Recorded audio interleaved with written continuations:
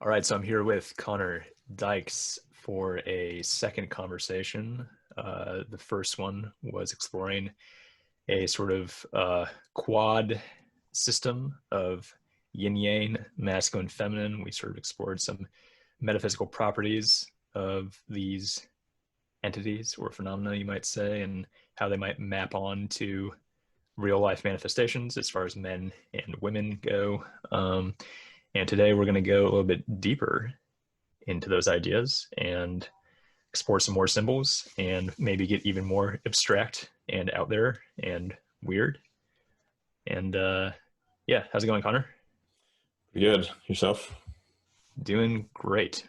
So, uh, last time, masculine, feminine, yin yang. We sort of had these ideas of like a masculine yin, masculine yang, and a feminine yin, feminine yang. And we're going to kind of try and maybe open up some new pathways with that conversation. So, Yeah, I think one of the most obvious for the four is a pretty common number mythologically, and one of the clearest examples of different personality traits mapping onto four, I would say, is like the four elements, and so it's just kind of a natural place to see how that might map. And to reiterate slightly, I guess the yin and yang, I kind of tried to map somewhat to like uh, introversion for yin and extroversion for yang, problematize that a bit. yeah. It's not that simple, but then we played with the idea that yin and yang are kind of metaphysical properties of structure and fluidity, like a kind of breathing in and out that possibly predate sexual differentiation in organisms, whereas Yep. masculine and feminine are a bit or slightly orthogonal to yin and yang potentially, but they would still use certain characteristics of it, and men would likely have um, certain specialities that women wouldn't even know, because yin and yang predate sex potentially. Those kind of patterns, we would all have some degree of all four, or certainly the yin and the yang, and then they would have a masculine and feminine expression. So for the elements, I know, like for example, in the Zodiac, there's certain associations, and actually in the Western Zodiac, they make it explicit that fire, I think, and air are both masculine, and earth and water are feminine. Mm. And I would agree for fire and water. I think that's even more archetypal than air and earth. But relating to a couple other um, potentially non-traditional mappings, I think earth and air could, if anything, be swapped. Like for me, I think fire is pretty clearly masculine yang, like Yeah. active, aggressive, uh, forceful, dangerous, passionate. And then water being feminine yin is like we said, fluidity is kind of the, and receptivity is kind of the core of the feminine yin, and like all Yeah. encompassing, like the ocean as well. It's kind of the origin in some sense, um, even though it can be powerful as well in its own way, and icy. Whereas earth and air, I think, have aspects of both. So I would actually argue, I mean, you don't have to use the same terminology, but air Sure. is in some ways like feminine yang, in the sense that it's like connecting and moving things, that it's not as hard, like it's still soft in a sense, whereas Mm. Mm. earth is like more solid, like we were talking about, masculine yin is kind of like the archetype, or the metaphor of like a boulder, the Right. ship in the storm, like unmoving, stoicism, that aspect. So I think earth can kind of map to that. And I know traditional myth would map earth to like the like Mother Earth, like the Earth goddess. Although there's Right. some cultures who have the opposite, which is something I want to get into as well. Like Egypt has Geb and Nut, which is a sky goddess and an Earth god. Um, but as far as the Earth and air, oh, and fire and water, I'd be curious what you think of that mapping. Yeah. I mean, it's the four as a number, even by itself, is sort of an interesting thing I think to consider. Is there is something about numbers that have some sort of metaphysical truth to them, which is sort of hard to unpack. I mean, because we think of numbers as just meaning you should sort of count up 2, 3, 4, 5, 6, 7, and it's like they're all kind of the same, right? They're just numbers, but like they're not, and there's something like geometric happening. There's something that has to do with sort of aesthetic perception, whereas like the difference between 2 and 3 is actually like qualitatively different. Like there's something happening there that's it just aesthetically we perceive as being different. If we see a design that has like a 3-part sort of locus or loci, you might say, that's something that's different than 2. And then 4 is also this thing that like really stands out as being different than 3. And so I think it is interesting when you see paradigms that come up that are either 4 or they're 5 or they're 3. Once you get beyond like 7, I feel like the paradigms kind of get a little more convoluted, but like that aspect of numbers is so interesting, and it's really hard to understand like what's happening there. But I think clearly the 4 and the 4 elements is something that has stood out as being kind of universal, or it's like it's accepted, like people feel as if that makes sense, even if it's not like set in stone. There's no law that says it's true. The idea that there are 4 elements is like, yeah, like that's how it is. Like that makes total sense to me, and like intuitively that makes sense to me. Yeah, I know China would be the one big exception with their 5, like metal and wood, but outside of China, I feel like it's pretty cross-cultural. Right. There's different paradigms. I mean, there's also this idea of like the 5th element, like being like heart, and you know that's interesting to kind of explore. And yeah, the sacred geometry, sacred numbers. It's like there's something more about time and space and the way that we sort of orient ourselves towards reality, in which these numbers are actually significant and they're like true in some way. Like there's a metaphysics to numbers, the quantity of something, the shape of things that I think we resonate with in some way. And I think particularly for the first 4, at least for me, there's something after you get to 5, and then also especially after 7, I feel like the deep metaphysical connotations and just intuitive visceral sense you get from the numbers drop off a bit and become a little more abstract. But like 4, for example, is there's something about also the 4 directions, and I mean many cultures have the 4 winds as well. Somehow there's kind of world support system. I always imagine 4 pillars upholding something, and then 3 of course is the first real 3-dimensional shape you can get, a triangle being the minimum, and then obviously 1 and 2 have a vast number of connotations as well, but I feel like the first 4 are all kind of important in that sense. Yeah, and that could be a whole other conversation, honestly, Yeah, as far as like just going 1 through 4 and maybe even tackling 0, which I'm sure you could nerd out on for a very long time. But let's say a fire, fire, air, water, earth, these things resonate with us, and they make sense to us as entities that can be summed up as encapsulating our reality. And that's so interesting. And they don't necessarily transfer over to like material things, right? The whole idea of fire is not necessarily literally fire, as much as it's sort of this idea of this energy to reality, this force that consumes, and there's like power to it, and there's like a danger, but there's also a power. But the idea that like fire is masculine seems pretty clear. Like I really don't think there's any sort of there's nothing to me that communicates anything that wouldn't be true. And fire as being something that is powerful, sort of like an incarnation of power, something that spreads, something that consumes, something that can be harnessed to do amazing, beautiful things, but can also be harnessed for destruction. There is something about masculinity that translates to that pretty well. And so masculine yang for fire, it seems sort of like what we traditionally think of as being masculine, and what it might be thought of as like masculine, like double masculine, if it's like masculine yang. Fire seems to link up with that quite well, because men are the wielders of culture, and they're sort of the wielders of this energy of construction and building things and harnessing power. They sort of harness nature and bend nature to their will to do what they want it to do. But men are also very dangerous, and they're dangerous in a way that we don't normally think of women as being dangerous, whereas like men have the capacity to destroy, they have capacity to destroy in a serious way. And if fire falls out of balance, if it falls out of its virtuous container of like the hearth, like the hearth is like the virtuous fire, but it could fall out of balance and suddenly the house is on fire.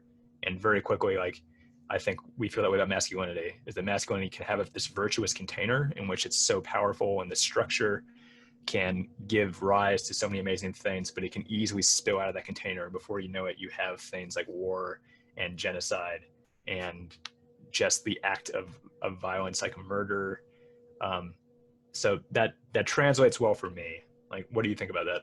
Yeah, and like you said about men kind of being the forebearers of creating culture, maps very well to fire being probably the most important of the four elements in terms of the human species kind of getting advanced toward like the theories on the cooking of meat leading to increased brain growth and just being able to explore different environments that were too cold. Otherwise, like, it was a pretty significant taming ability. And the rest of your descriptions, yeah, that's very good. Like the one caveat would be potentially, the stereotype of women having more volatile moods, but you could also make that same argument for water being very fluid and taking different forms. So overall, I think it's a pretty solid mapping. I agree. Yeah, I think water maybe is the next simplest one, I guess I would say, because I feel like it maps so easily to femininity, and there's sort of the feminine yin, or what we traditionally think of as being feminine, or sort of like the feminine, sort of this, again, what you're talking about, like the fluidity of water. It's something that is sort of passive. It will form its shape to whatever container it's in. It'll find a way to get through a narrow passageway. It'll kind of maneuver around whatever is in its way to sort of make it work. And women do, I think, channel that energy. The feminine channels that energy better than the masculine, of sort of accommodating whatever is happening, trying to smooth things over in social situations. Like, women are usually better at sort of maintaining a coherent social scene and making sure everyone's taken care of. So there's like that smoothing effect of water. It smooths stones. It smooths the rough edges. And beyond that, water brings life. There's sort of things that are birthed from water. Land is nurtured by water. When the river runs through the land, there's all this growth, there's all this birth that happens, and it can be a place where you can find safety and shelter. And that also is like this feminine thing of being kind of motherly, providing that nurturance and life. And then the other thing that comes to me is the notion of the unconscious.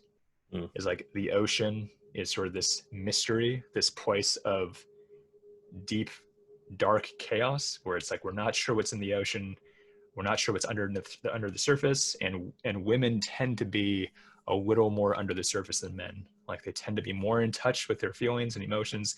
They tend to be more unconscious in the way that they sort of interact with the world, and they have sort of like a more kind of, I don't want to say spiritual, but sort of in some ways, the kind of notion of like woo-woo or like new age is something that I feel like kind of appeals towards women in this way, that sort of communicates this like more mythological relationship with the world that is in contrast to men's sort of more explicit, more conscious, more direct, more blunt, more thinking, more sort of like trying to see things the way they are, as opposed to women sort of being under the surface. So that's kind of what I get from water as well.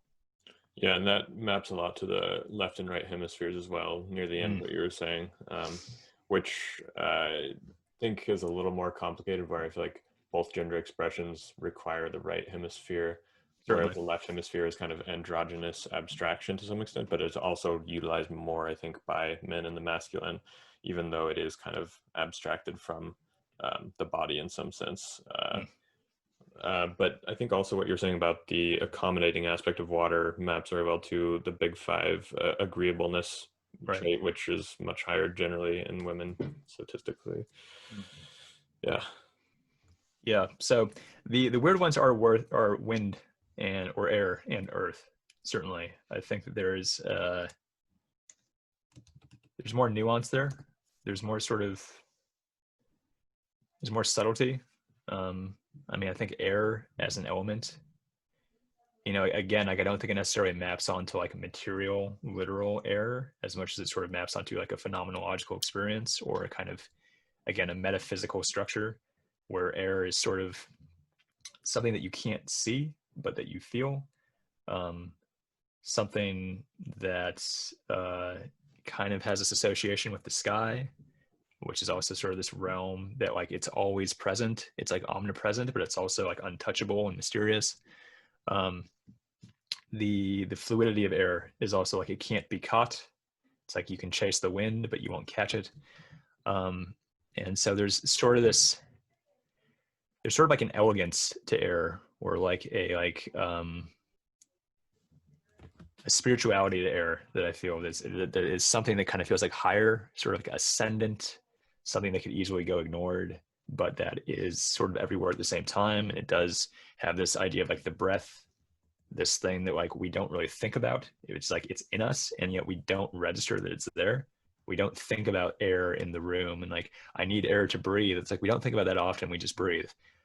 So this kind of this subtlety and sort of behind the scenes kind of idea does again, I think, map onto that notion of like the yin, the fluidity, the mysteriousness, the sort of under the surface kind of feeling of air.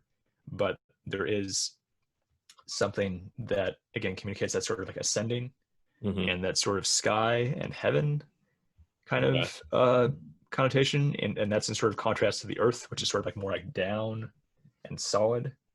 So it's not clear to me that air, it doesn't scream at me masculine or feminine quite as strongly as water or fire does. Yeah. And even now I sort of feel like I have like less to say about it, which is, you know, interesting.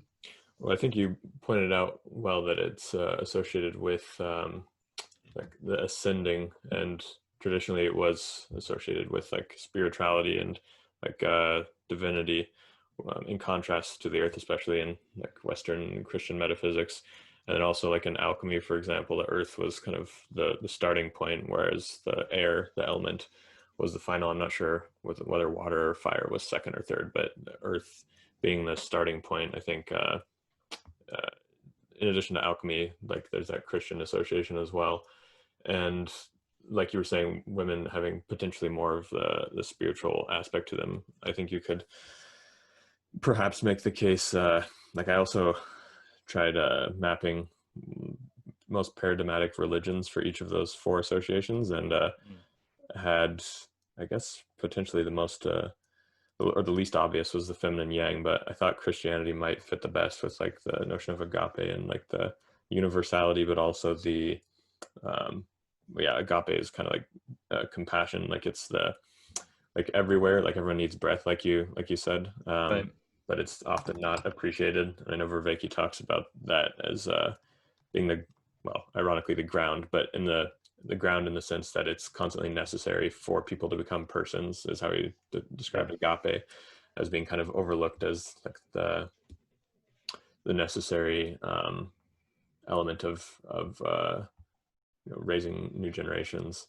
Right. Agape is kind of like this sort of this fuel or this energy that kind of makes the world go round, where it's like the world needs agape to function, and yet we just sort of even forget that it even exists.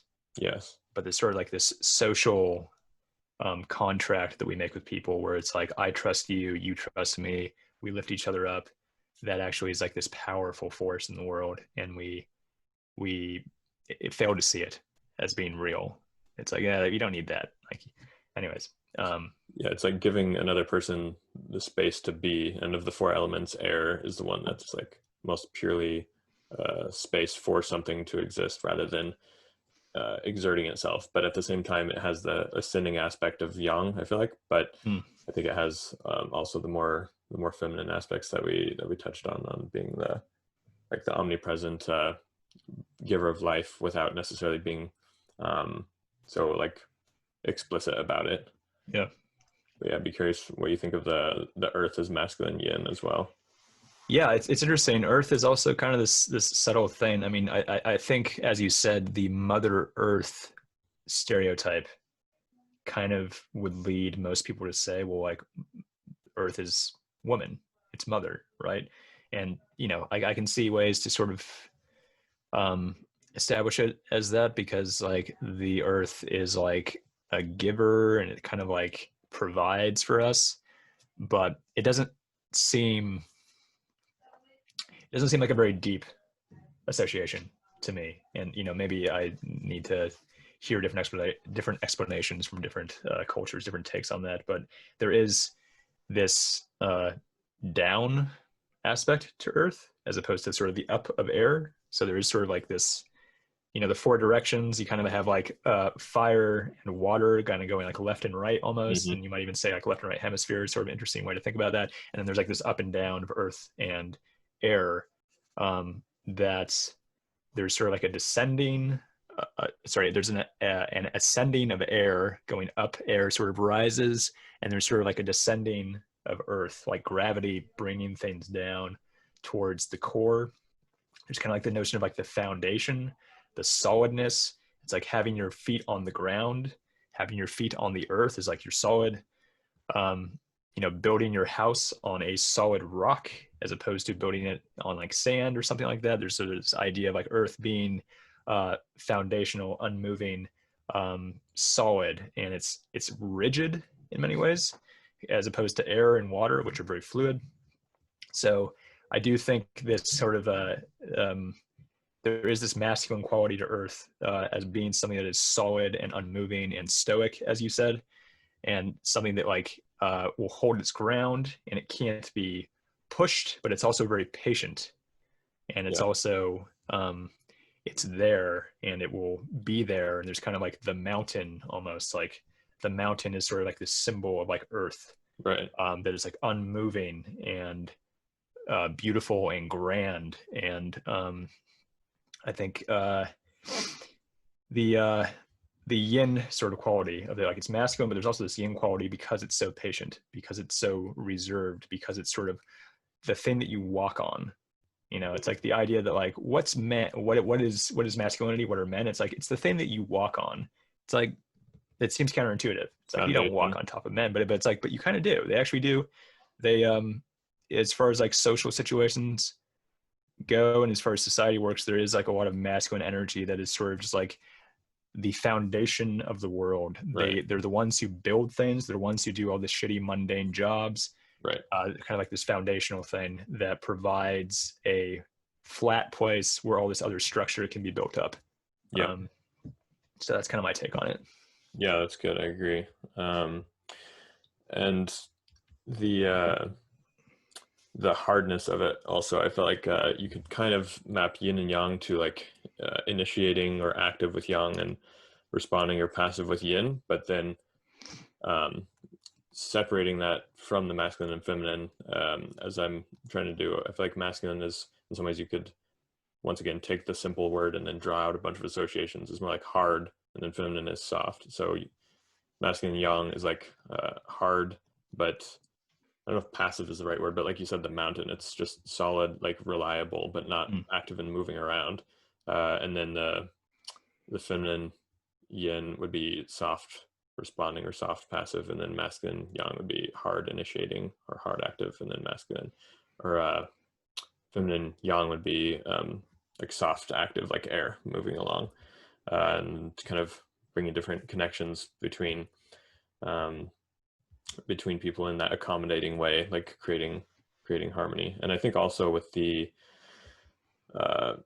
like there's the stereotype, I think alchemically, or with the zodiac of the four elements, is that air is like logical and rational and detached, and that's why it's masculine. And I agree that aspect is there. It somewhat maps. But then there's also there's a kind of androgyny to like the left hemisphere abstraction also, first of all, but then also like the aspect in Christianity, for example, of wisdom is like Sophia, which would be like the feminine aspect, but also associated with that spiritual air, wise mind sort of associations as well. Yeah, and then with the four elements also are described with the two qualities of warm, dry, cold, and wet. So fire would be warm and dry, and then earth would be cold and dry. Air would be warm and wet, and water would be cold and wet. Obviously, there's like the obvious sexual connotation there, but I think largely, I think you could make the case that the warmth is more like the active. I mean, when molecules move around, they're more warm, for example, of yang. Yeah. And then there's also a coldness that is associated, I think, with masculinity as well, in the sense of, in contrast to like the mother's gaze is like unconditionally loving, and the warmth of, like you said, the hearth as well, like the mother, Yeah. versus the father having more like a cutting gaze that evaluates without any um, what do you call it, the like sugar coating, I guess, or like the extra warmth. Right. There's a notion that men can be kind of cut off from their emotions and be more rigid, and there's sort of like the open arms of the mother, of like, it's like, the child can go to the mother and they'll be like, it's okay no matter what, but the father can be kind of distant and not offer that love, and being like, you have to earn my love. And there's sort of that distance, that feeling of coldness that I think is often associated with men who are maybe out of touch with their feelings, or maybe just not paying enough attention to people's what people want, and paying too much attention to like rules Mhm. and structure and judgment. So that does translate pretty well, I think. Yeah, and then the dry and wet, I think, is also somewhat associated, that with dry being like more logical, like not as in touch with the emotions, whereas wet is more like mixing with the emotions, being able to empathize with others. And I think that also somewhat maps as well. It's like the warm, dry fire, cold, dry earth, warm, wet air, cold, wet water. And I think those also map to the four humors, and like Hippocrates, the Greek medicine, Not famous familiar guy. with that. Yeah, he was like, oh, called the father of medicine. He was like a Okay. Greek doctor, but he had Yep. the one of the first personality systems where he mapped them to, I think choleric was like yellow bile, melancholic was black bile, sanguine was the Mm, blood, then mm, phlegmatic was phlegm. mm, Um, and I'm not sure if you're familiar with those, but I think choleric very, very well maps to masculine yang and fire, melancholic mm. to masculine yin and earth.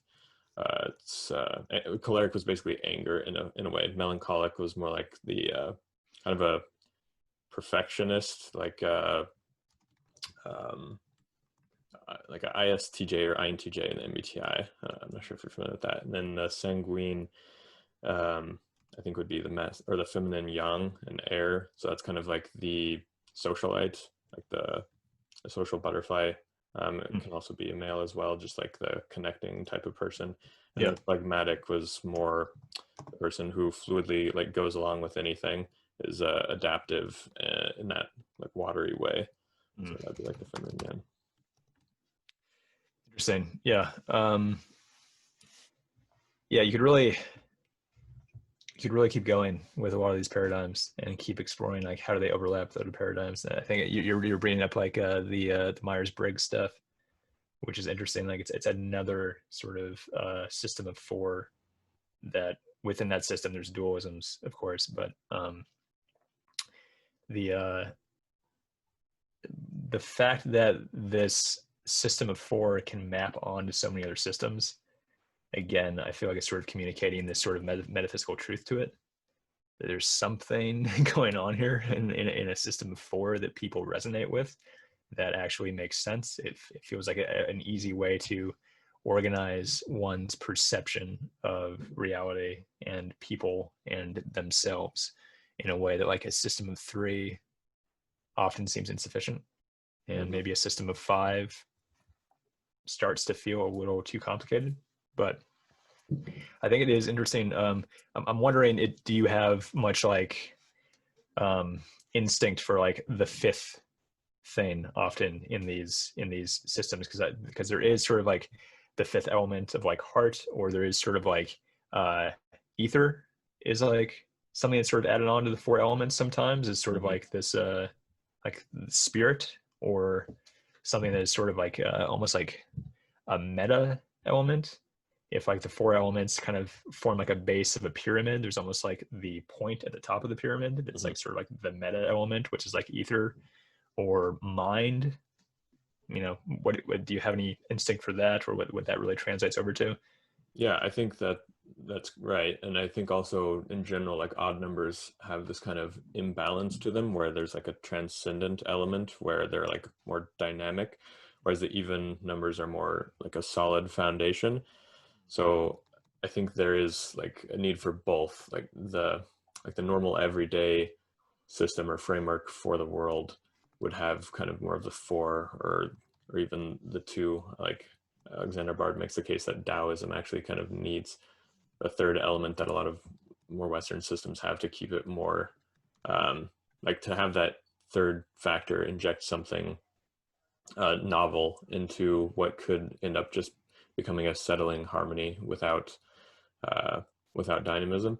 And I Interesting. think the fifth element of, uh, for example, the four worldly elements that we went over, being something more divine or transcendent to, I mean, air is somewhat associated with that, or it plays that role in some cases, but I think that element, or even maybe the Buddhist notion of sunyata or emptiness underlying all of them and being outside of the material world is very, I don't know about monotheistic, but it's a more axial age, almost a religious um, addition versus the more like traditional like hunter-gatherer, I don't know, polytheistic thing where the world just constantly repeats in an even sense of the four elements. Mm. Yeah. How do you see this translating over to your own experience? Like, do you identify with an element pretty strongly? I mean, there's kind of like the just sort of like fun, kind of like little kids playing with these ideas where it's like, which element would you be? Like, which, you know, like Avatar: The Last Airbender, it's like, Yeah, which one would you be? Or, yeah, you know, there's all kinds of examples of how this is used, and some people like say like, well, I would definitely be fire for some reason, and it's like, why do you choose that? So I'm curious, like, do you have personal associations? oh yeah. That was traditionally one of my favorite questions to ask new people to get a sense for Mm. them, especially after Avatar: The Last Airbender came out. And for me, I think one of the reasons why I brought this up is because I always felt strongly drawn to both earth and air, which are both kind of like the less obvious ones in terms of their gender paradigmatic aspect. And like my favorite activity or sport was always rock climbing. I feel like that's a kind of a combination of earth and air in a sense. So I Yeah. felt very connected to both like the cliff and the wind and the sky as well, like that ascension, but also the groundedness of earth, and was fairly I guess you could say, unemotional, calm. So neither fire or water held a lot of intuitive appeal for how I acted, even though I like understood and appreciated their role in Yeah. general. So yeah, what about you? Yeah. Uh, it's interesting. I mean, you know, as you said, you can kind of find a way to make sense of each element. It's like, yeah, that's me. Because I mean, hopefully that's how you feel if you kind of explore these things. You kind of can see how they all fit into you in some way. But definitely, the instinct for me has almost always been fire, and there is a sort of there is a strong yang side of me that I think a lot of other people also just they see that like Arran has this very active, very direct, very explicit way of being. Um, and there's also just the instinct of that's what you think is strong. Like maybe it's not you, but it's what you think you should be or what you would like to be. And there's always been like kind of that component to it. Like maybe the fire isn't the best way to describe me, but for some reason I see it as being the strongest element. Mm, And that's sort of an interesting thing to reckon with. Is like this difference between how you actually are and what you see as being what you should be, and maybe how other people see you versus the way you see yourself. And so there's definitely this instinct that I should be fire, or I would like to be fire, but there's this other side of me that I think is air, that is, again, we were talking about this last time, there is a more yin aspect of me that I think has been sort of repressed. It was something that was a little more present when I was younger, and it kind of seemed like um, being very calm, being reserved, being kind of in the background, sort of being the person who's not leading or following, but is sort of observing, and kind of that, not necessarily being passive and just flowing and accommodating whatever happens, but being something that is sort of maneuvering away and sort of maintaining distance at all times. So there's that kind of that air aspect that is definitely a strong part of me. But that kind of gets pushed aside because it's so subtle in favor of the fire aspect, which I feel like I seem to call upon in order to solve problems. Or if like it seems like there's something that like needs to be taken care of, or there's like an urgent situation, it's like fire comes forward, and it can be this thing that can be so powerful. There's so much energy within me. There's so much potential for me to have influence and solve problems and create beautiful things.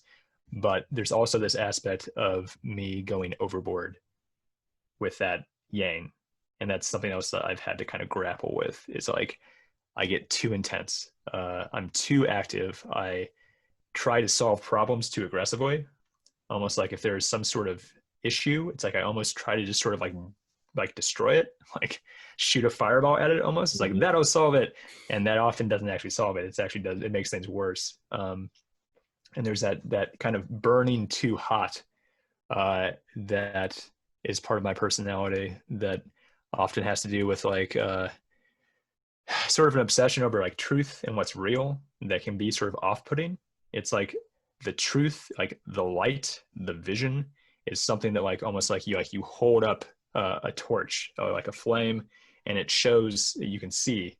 But then if the flame grows too big and bright, like people get burnt and they start like going away. And so there's that. Anyways, there's that fire air dynamic within me that's always been present. I've always associated strongly with fire and air. But more so fire. I think it translates to my personality. And water and earth has just never called to me. It's never resonated with me. And no one I know would say that I would be water or earth. They would just be like, no, that's not your element. Yeah, I think that lands. And for me, it was interesting what you said about feeling the need to be fire. So I always saw fire as like a kind of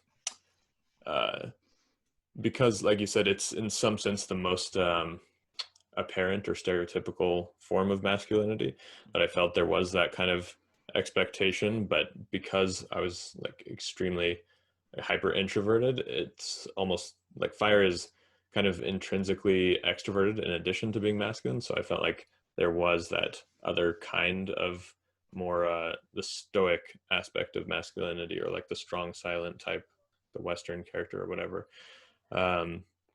that I felt was still something that was in alignment with what my natural state of being was. And like the solidity of like rock climbing, for example, was that kind of combination.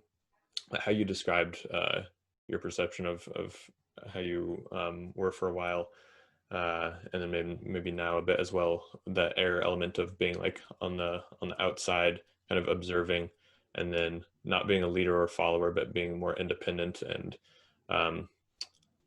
like sort of whole within yourself, kind of taking a third route was definitely something I associated with.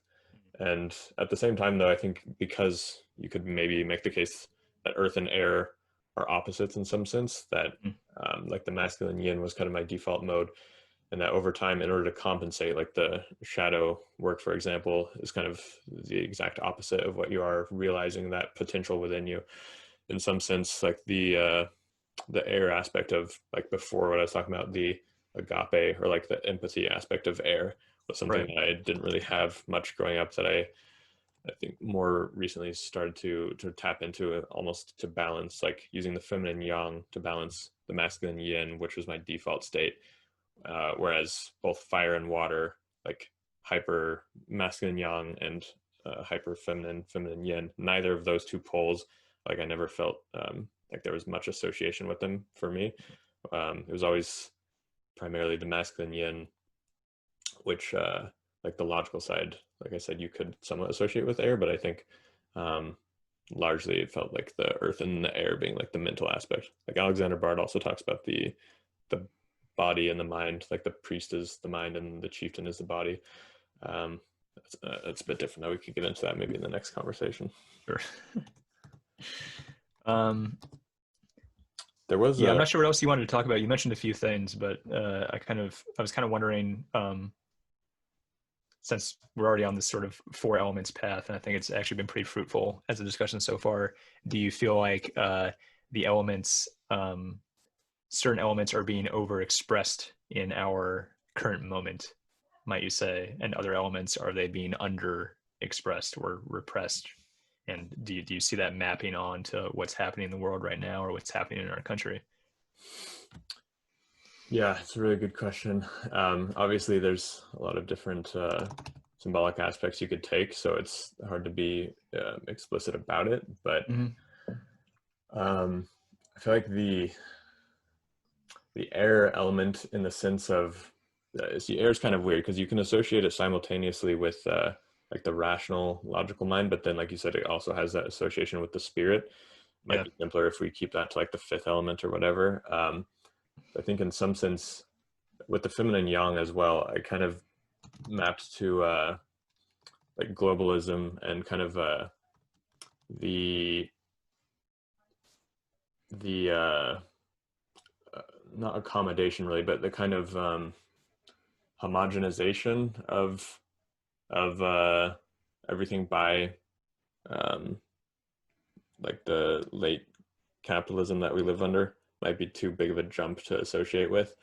Whereas like the earth is more, like the structure, like local communities, for example, just kind of on the fly, very vague associations. And then fire, I think obviously would be kind of the more aggressive, like military aspect, which I guess you could say, maybe gratefully has been lacking. But of course, there's the possibility of like having it be repressed for too long can create a larger explosion when it does get released. Like I feel like the nuclear weapons are almost like the power of fire to its 11th degree, that we kind of understandably realize we don't want to go there, so kind of stepped back from that, even though it was perhaps a more common aspect for like the large powers throughout history, whereas now there's been kind of a stepping back from that for perhaps good reason. I'm not sure about water. That was kind of a random thoughts there.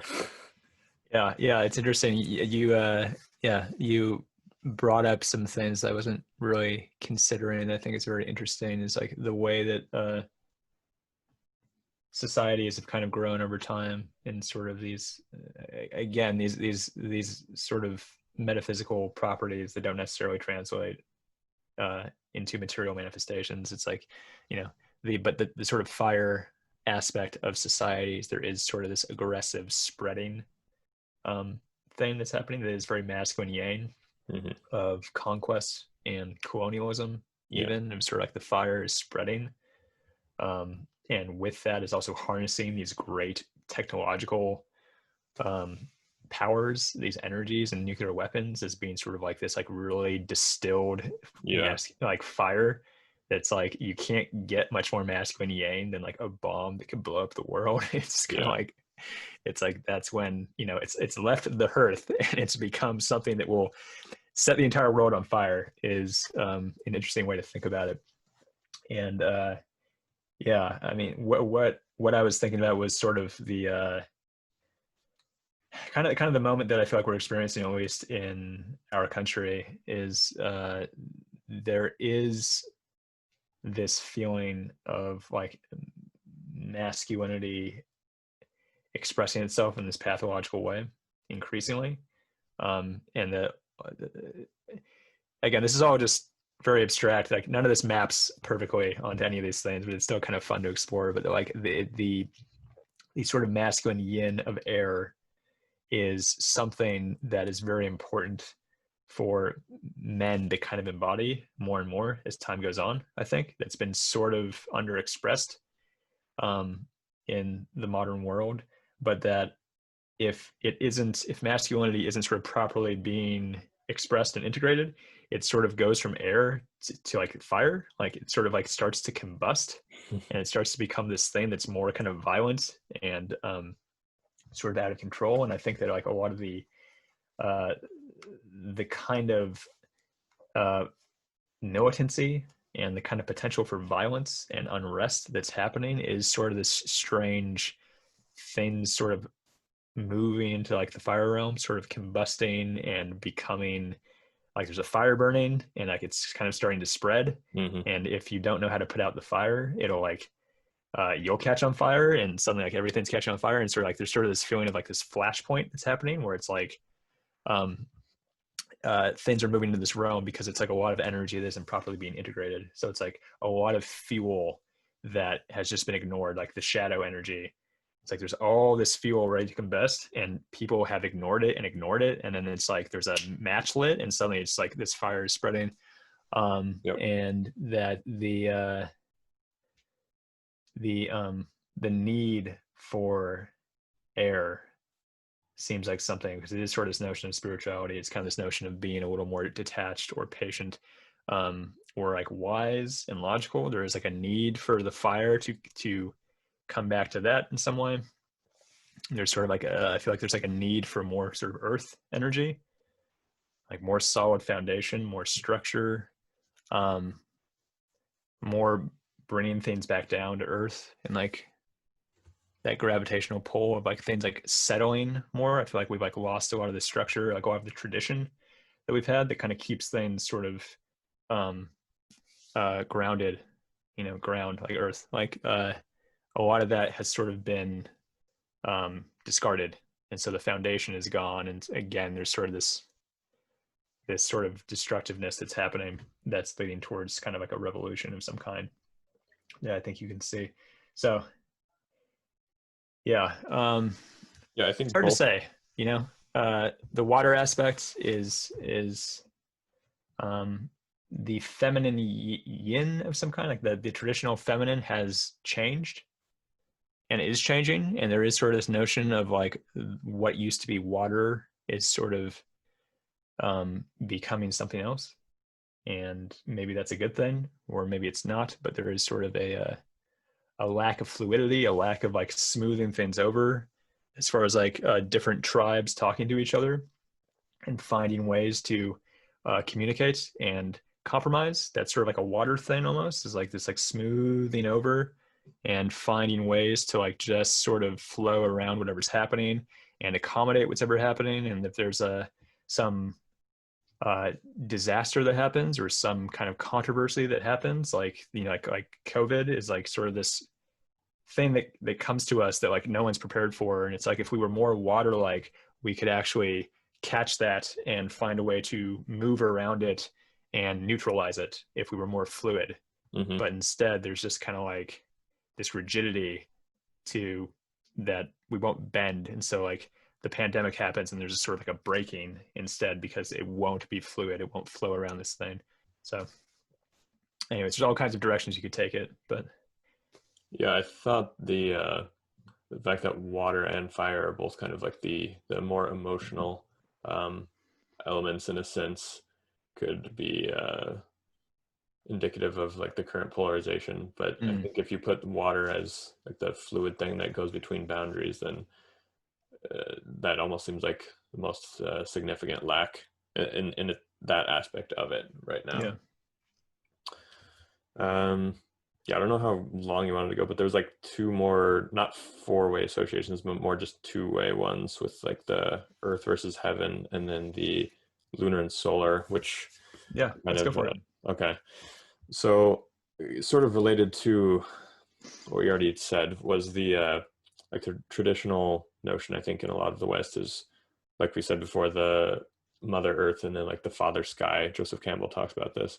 There are some exceptions, like I said, in Egyptian religion, but generally that's been the thing. And the article written by the guy I mentioned, Struan, who's a follower of Vervaeke and Paul Vanderklay, had the idea of the opposite being the case, especially based on ancient symbols. So, like traditionally, the square is what represented the earth, and the heavens was a circle because it's more like perfectly like there's no particular points you can single out. Like it's all oneness in a sense, and therefore more otherworldly. Because it's hard to find a perfect circle in nature. Where this gets interesting, I thought, is Vervaeke's work, where he looked at association tests of circles and squares when people are asked, like, what do they make you think of, basically. And the test had, I think, around like 81 to 96% for all of these characteristics. The number of people associated the circle with soft, the square with hard, circle with happy, the square with sad, circle was mother, the square was father, the circle was love, the square was hate, the circle was good, the square was evil, the circle was bright, the square was dark, the circle was alive, the square was dead, the circle was light, the square was heavy, the circle was summer, the square was winter, and the circle was warm, and the square was cold. And I think a lot of those seem to map to the masculine being the square, and therefore earth potentially, and the circle being more feminine, and heaven, based on like Chinese Christian symbolism, like the domes as being more heavenly. Of course, there's also squaring the circle as bringing heaven and earth together, the alchemical symbol, unifying them. Yeah, I'd be curious what you think of that, just because of that innate association, if there really is that, without people being primed with those symbols and then given the mythological connotations of them. Struan actually, you made the claim somewhere that this mismapping has caused the entire meaning crisis and metaphysical crisis in the West, which I thought was very interesting and bold claim, but I thought it'd be interesting to throw it out there. Yeah, that's interesting. Yeah, I mean, even just doing the kind of like doing it in my head, thinking of like square and circle, it's like, yeah, that's that. The results of those tests make sense to me. And again, I mean, what we were talking about at the beginning of this conversation is like the way that geometry and numbers actually do map to some sort of metaphysical truth for us is interesting. And there is a purity to the circle, and there's yeah, good association as well. I hadn't thought of that one. Yeah, and there's sort of a like you said, it's sort of transcendent in this way that you don't really find circles very easily in nature, and yet you do find the circle to be the most sort of like universal shape. Like even like, you know, in space, like liquid will just become a circle in space because that is sort of like the most pure shape, and that's, I mean, that's why like planets and stars are circles. So there is sort of like this cosmic transcendent aspect of the circle. I guess there is also bubbles, which would map to feminine yin being water. Yeah. And there is also this association with infinity with circles, with like pi, and circle being kind of like the shape of the infinite, which is like very transcendent, whereas like square, there's a much more groundedness to it of just kind of like, well, there's like four sides and that's it, and four corners, and that, you know, it's like doesn't really seem that complicated. But the circle is like this like mystery of like it's infinite somehow. How can that be? And so it sort of feels like this gateway to transcendent realm. So the association of circle being heaven and the sky, I think, is interesting because of that sort of transcendent feeling, and that the sky is sort of this pure thing that you cannot touch. And that, you know, the sky at night, just from an evolutionary perspective, is like the sky must have been this crazy weird thing to the first humans, of the stars, and just like what is the sky, what are the stars, what is this weird thing that is always up in the sky that you cannot touch, whereas everything on earth, it's like you can kind of touch it, and if you see something in the distance you can go to it, and like there's a mountain over there, we can go to the mountain, but like what about that star? It's like you can't get to it. Right. Impossible. And so that mapping I think is really interesting, and the fact that people almost find the circle to be aesthetically approachable and aesthetically nurturing, sort of aesthetically warm. There's like that feminine nature to the circle of like, oh, the circle is like, it's like a nice thing and it'll be kind to me. Whereas like the square is kind of like I don't know, it's kind of rigid and like you might like poke your eye in one of the Yeah, corners or something exactly. like that, you know? That's so interesting. And so, The square is also more solid in the sense that a circle can like roll around, whereas a square is like going to be, stable, like the foundation. right, right. That's true. Yeah. And you could build a pyramid out of squares. You could get on top of a square. You could sit on a square. Um, so there's all this structure and foundation to the square that you can build off of. Whereas like the circle, like strangely, it's like you can't build a pyramid out of circles. It'll just roll apart, and you can't really catch it because it's going to just roll away from you. So there's this like elusiveness to it that's also like really interesting. That I think again kind of maps onto the feminine Hmm. as being something that is elusive, something that um, And more isn't as grounded pure, that you kind of like need to chase, and more and pure as well, like and the being purity. not being able to be touched in its most archetypal form, or at least the early feminine, like the maiden.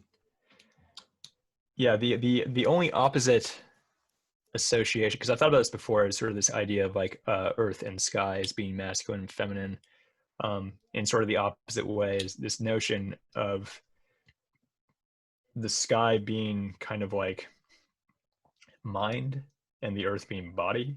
Yeah.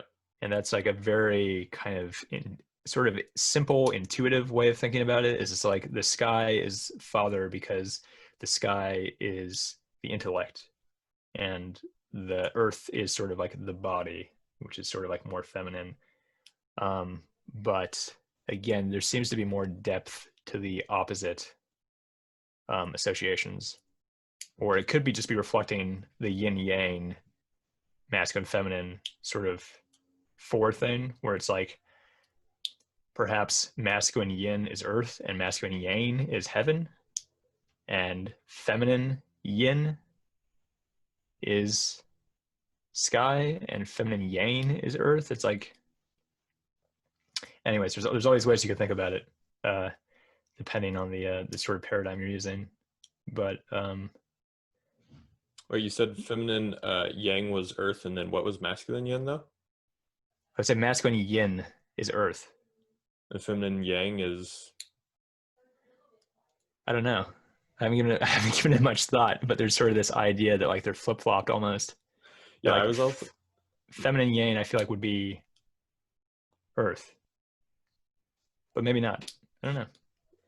Yeah, I was also thinking how in the ancient times, I think most cultures didn't think of the world as a sphere, at least at some point, as far as I know, and they had often the Earth symbolized as a square. So, like the stereotype of like the edge of the world, versus seeing the stars as circular. And you then starting like when we got the first, well, most explicitly when we got the first photo from space, just seeing the Earth very viscerally as a perfect, well, not perfect, but mostly a circle or sphere. Um, at that point, almost when like the feminine or feminism was kind of shifting the expectations of femininity, was kind of interesting timing where the Earth became seen as more like the transcendent circle was kind of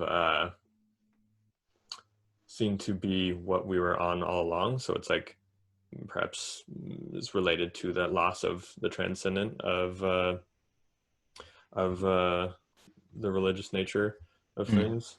mm, And yeah, so I just think the traditional notion of the earth as female and the heavens as male, like there's that's what I was going to say. Also, like you said, the mind and the body, I think, like Nietzsche, for example, made the argument that the trajectory of Western metaphysics having that kind of aspiration toward the Platonic forms, which Christianity took up, was kind of like the main issue with it was it had an unhealthy divorce from the body, which was something that was denigrated and like relegated, just like, you know, the earthly, and something to be transcended, instead of the mind and the body both being kind of two aspects of the same thing that are both, like, you know, important in their own respect, which Right, right. is a more healthy view.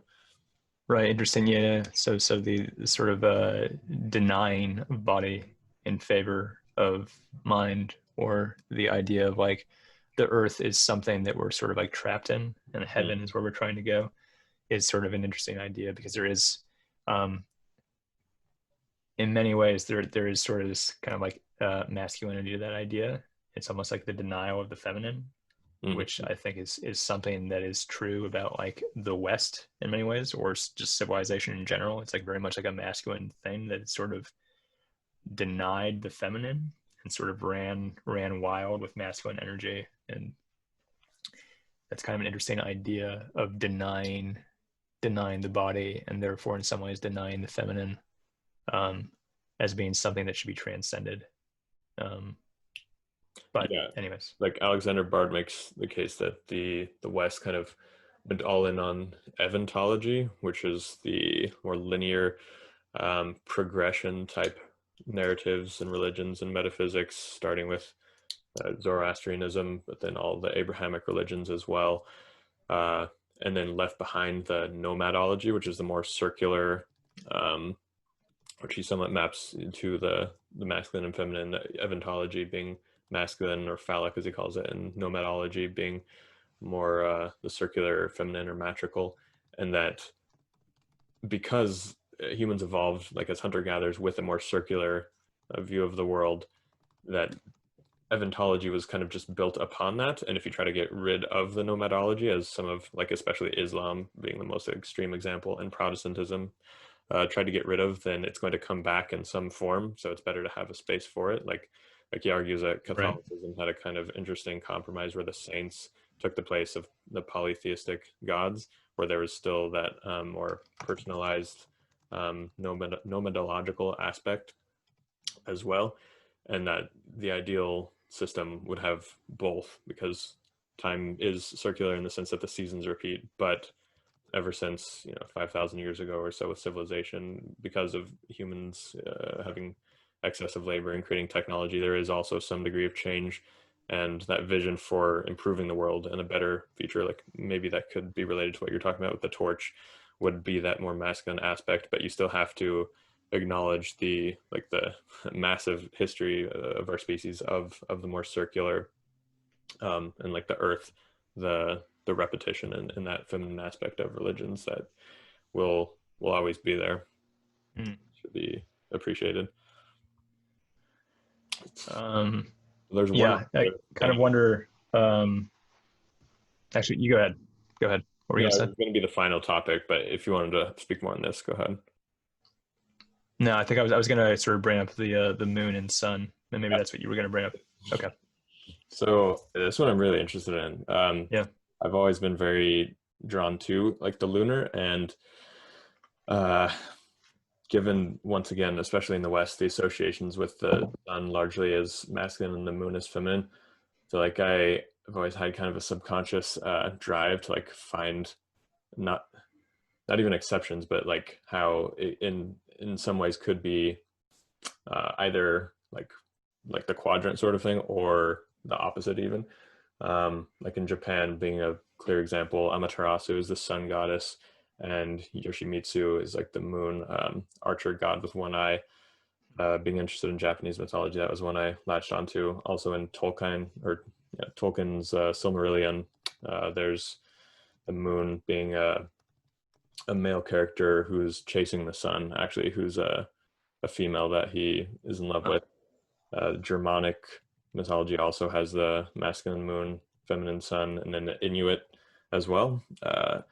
So to me, like the associations made sense even before noticing some of these, where the various phases of the moon as more like different aspects of the father being more conditional love, whereas the sun is like rising every morning. It's like unconditionally putting its loving warm face upon the Interesting. person.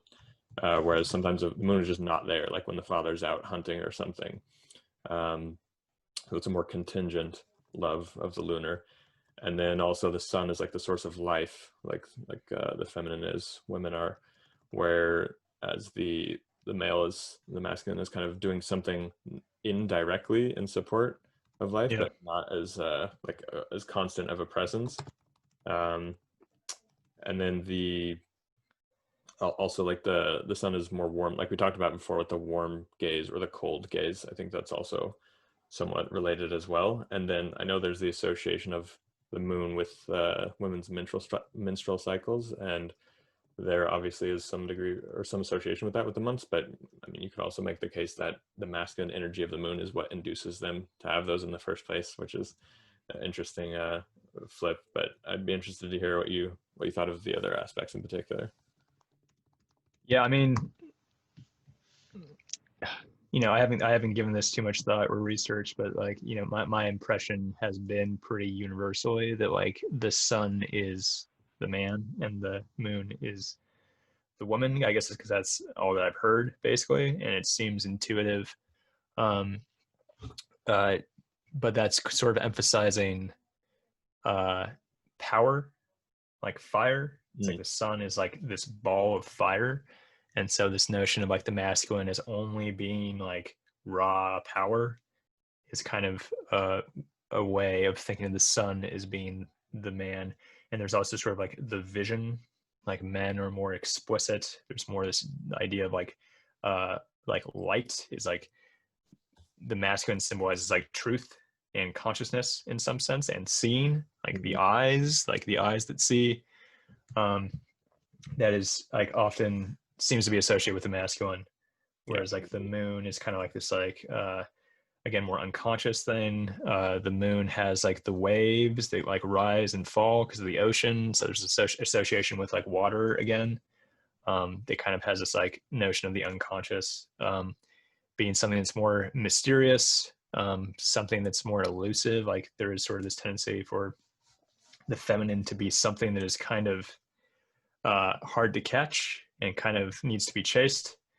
um, and that the moon is sort of like disappearing and coming and going, and you kind of like need to chase it, and that like um, so again, it just depends which way you look at this, and the lens that you're looking through, and the idea of flipping them, I think, is a really interesting um, thing to explore, and just goes to show like how complex everything is and how non-dualistic reality actually is. But I think if there's a if you're thinking of the masculine yin, then the moon lines up with that in this way that I think is interesting. And the idea that the man is actually the one that kind of is out and about and comes and goes and is sort of ranging, and then maybe comes back. And even in the animal kingdom, usually for mammals at least, it's like the masculine, or like the male, I mean, in the animal kingdom is often one that just is out by itself doing its thing, and then it comes to like mate and then it like leaves.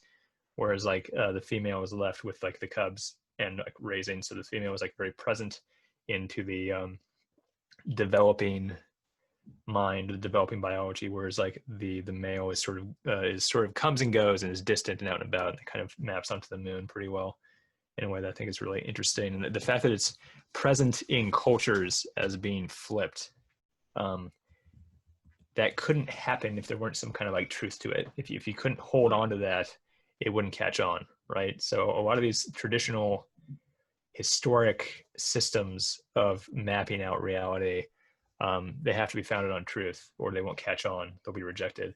You can't just force people to think this way. Yeah, So I agree. um, yeah, I mean, it would just be interesting to read up more on the flipped um, way of looking at it. You made me realize that I think a four thing could be found here, which I didn't realize hmm, at first, where the masculine moon, feminine sun are more parental archetypes. Like the mother sun is the unconditional love, and the father ranging about. Whereas I think you could make the case that the younger form of the masculine and feminine are the masculine sun and the feminine moon, where the woman has to be caught, and the man is expressing like the youthful, like blazing energy before before the roles not reverse, but before they shift. And like I think the sun and moon are just such rich symbols that, like we were saying, different cultures are going to take different aspects. Like they're not that simple. And yeah, what do you think of that? Where like once the masculine and feminine shift to becoming parental roles, then I think the solar feminine and lunar masculine make more sense, whereas the Western form is more like the youthful energy of each.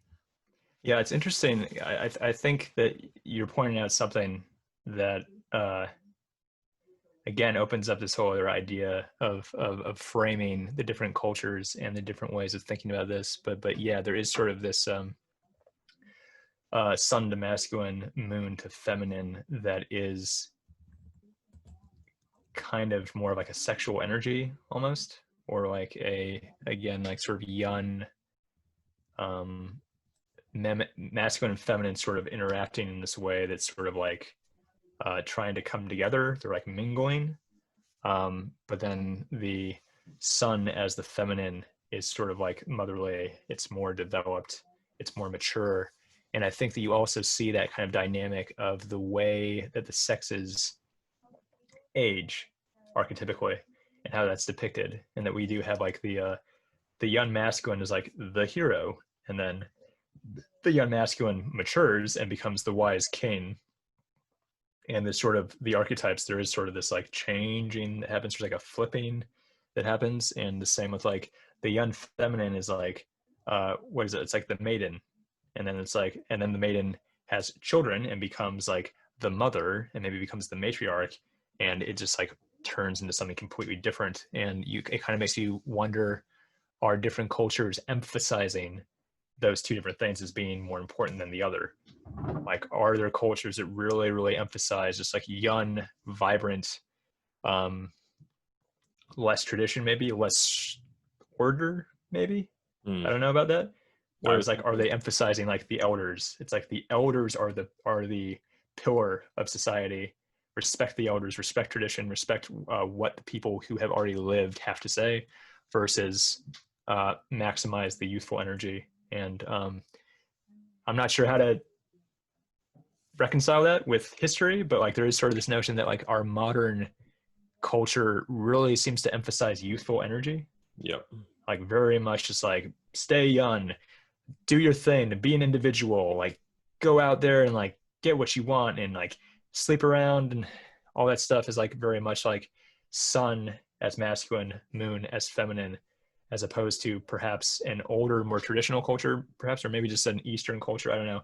There is more of a collectivism, a less about doing your thing, a more about duty and honor, a more about sort of like, as a young person, you should follow the rules and play your role and be part of the group. And that kind of translates over maybe more to the moon as the father and the sun as the mother.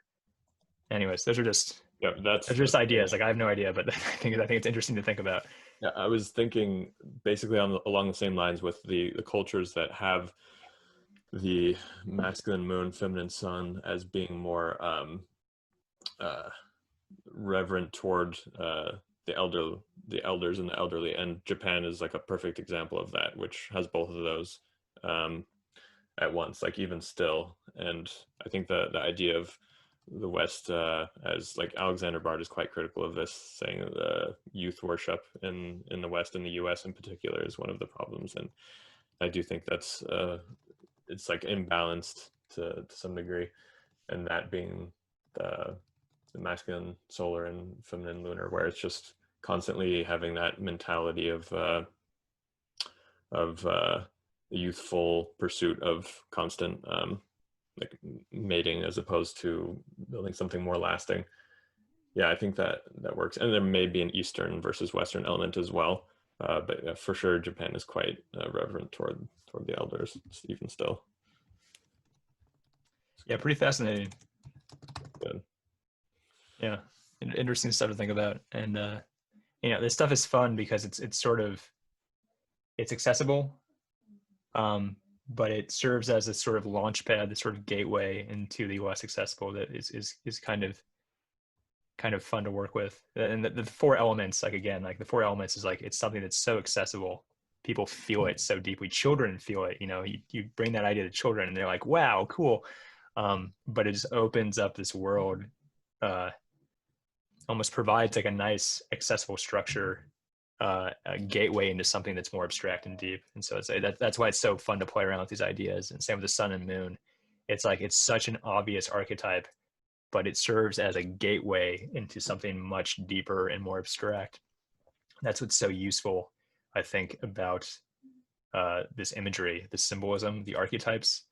And a lot of like the Jungian thought is like partly why I think it's so useful and so popular nowadays, or becoming popular, is because of the gateway that it serves as.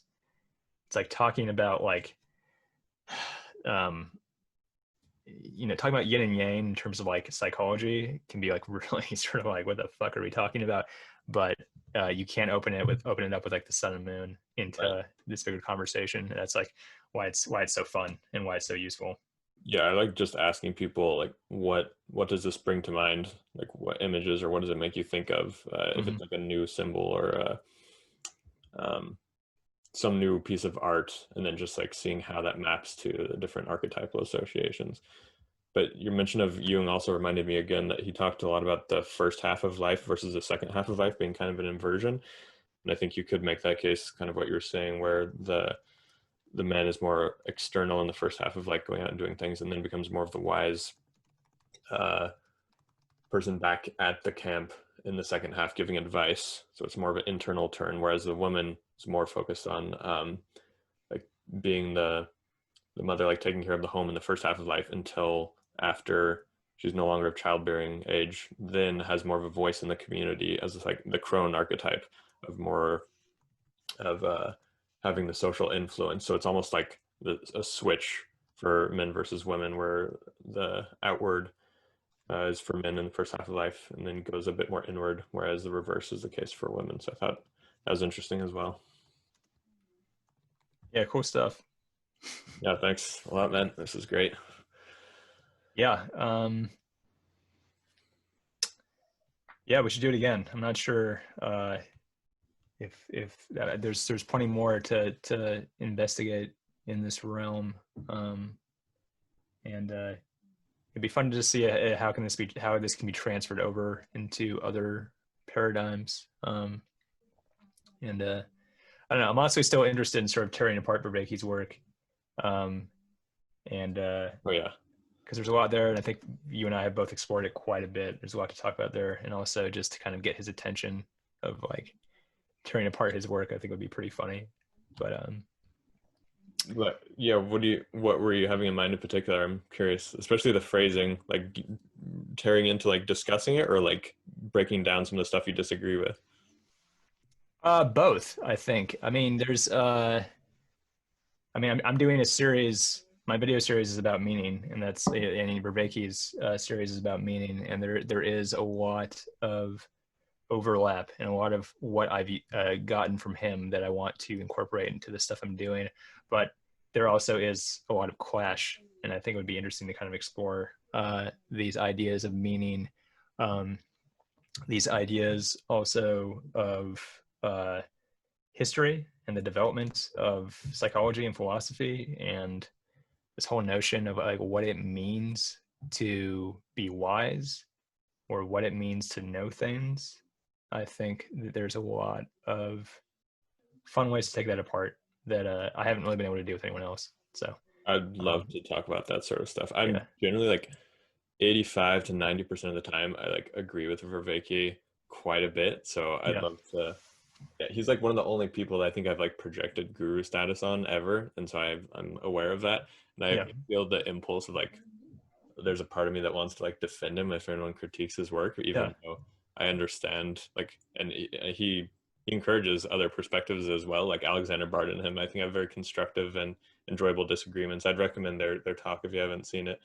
They find some agreement in Neoplatonism as correcting some of the mistakes of Platonism, and it should be read first. But yeah, I'd love to talk about those sorts of stuff with you for sure.